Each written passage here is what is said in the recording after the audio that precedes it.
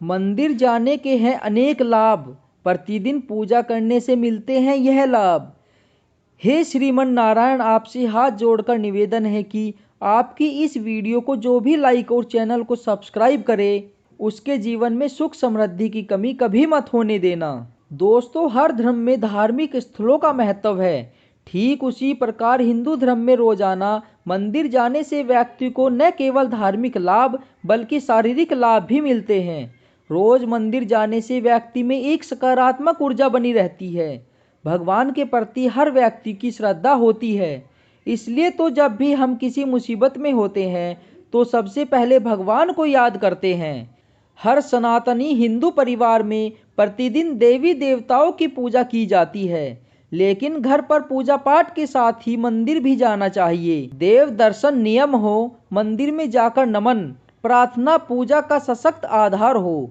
इससे जीवन में कई सुखद परिवर्तन, शांति, संपन्नता आदि होने के प्रति विश्वास का सुफल अवश्य मिलेगा। इसलिए हर व्यक्ति को प्रतिदिन मंदिर जाने का नियम स्वयं के लिए अवश्य बनाना चाहिए।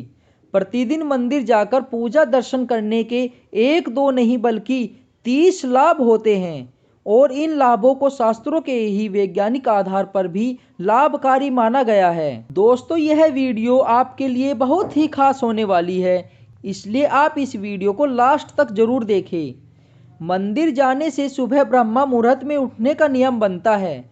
सुबह जल्दी उठने से हम अपने नित्य कर्म से जैसे उषापान, शौच, दंत धावन, स्नान आदि से निर्वृत्त हो जाते हैं, तो अपने घर के निकटतम मंदिर तक पैदल चलकर जाने से हमारा भ्रमण व्यायाम होता है, प्राण वायु मिलती है और उगते हुए सूर्य की दिव्य ललिमा का अवलोकन होता है। मंदिर की घंटी को 7 सेकंड की बजाने से और इसकी टनाटन पर ध्यान केंद्रित होने से हमारा मन सभी सांसारिक विषमताओं से हटकर प्रभु के चरणों में अर्पित हो जाता है। मंदिर में भगवान को अर्पित सुगंधित फूलों की खुशबू से स्वास्थ्य लाभ मिलता है तथा उत्साहवर्धन होता है।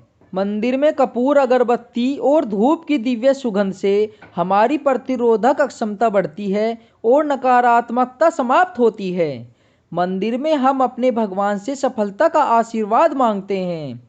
जब हम मंदिर में आरती और कीर्तन के दौरान ताली बजाते हैं तो हमें इस एक्यूप्रेशर से स्वास्थ्य लाभ मिलता है। आरती में बजाई जाने वाली छोटी घंटी से हमारा पितृदोष संतुलित होता है। शायद इसी कारण से गौ माता के गले में भी घंटी बांधी जाती है, क्योंकि ये सर्वमान्य है कि गाय में पितृ ज्यादा होती है। आरती के दौरान चालीसा के जाप से हमारी वाणी में दिव्यता आती है। ओम के उच्चारण से हमारा चित्त एकाग्र होता है। आरती के बाद शंख बजाया जाता है, जो श्रद्धालुओं के लिए बहुत सुखदायी होता है तथा स्वास्थ्यवर्धक होता है। आरती के बाद हम भारत माता की जय, गंगा मैया की जय बोलते हैं, जिससे हमारी देश की भक्ति जागृत होती है। हर मंदिर में आरती के बाद गौ रक्षा तथा गौ हत्या बंद होने का संकल्प जरूर दोहराते हैं। आरती के बाद हम ज्योत पर अपना हाथ घुमाकर अग्नि स्पर्श करते हैं। इससे हमारी कोशिकाओं को दिव्य उत्सवता मिलती है और हमारे भीतर पल रहे सभी जीवाणु संक्रमण समाप्त हो जाते हैं। ज्योत पर हाथ फेरने के उपरांत अपनी उष्म हथेलियों को आंखों से लगाते हैं। इसकी गर्माहट आंखों के पीछे की सूक्ष्म रक्त वाहिकाओं को खोल देती है और उनमें ज्यादा रक्त प्रभावित होने लगता है। हमारी आंखों की ज्योति में वृद्धि होती है। ज्योत पर हथेली रखना हमारे द्वारा हुई सभी भूल चूक के प्रायश्चित का भी प्रतीक होती है। आरती के बाद हम दंडवत होकर माथा धरती पर लगाते हैं। इससे हमारा अहंकार खत्म होकर धरती में समाहित हो जाता है। मंदिर में भगवान दर्शन के बाद हमें तुलसी चरणामृत और प्रसाद मिलता है।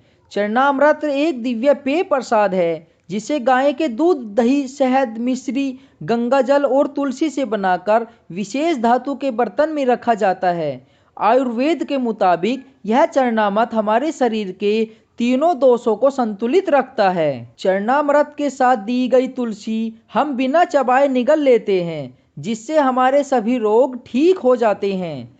मंदिर में पूजा अर्चना के बाद जब हम भगवान की मूर्ति की परिक्रमा करते हैं, इससे पूरे ब्रह्मांड की दैवीय ऊर्जा गर्भ स्थान के शिखर पर विद्यमान धातु के कलश से प्रभावित होकर ईश्वर की मूर्ति के नीचे दबाई गई धातु पिंड तक जाती है और धरती में समा जाती है। तो भक्तों, यह थे मंदिर भक्ति से जुड़े हुए कुछ नियम जो हमने आपको इस वीडियो के माध्यम से बताए हैं। मिलते हैं अगले वीडियो में। हर हर महादेव।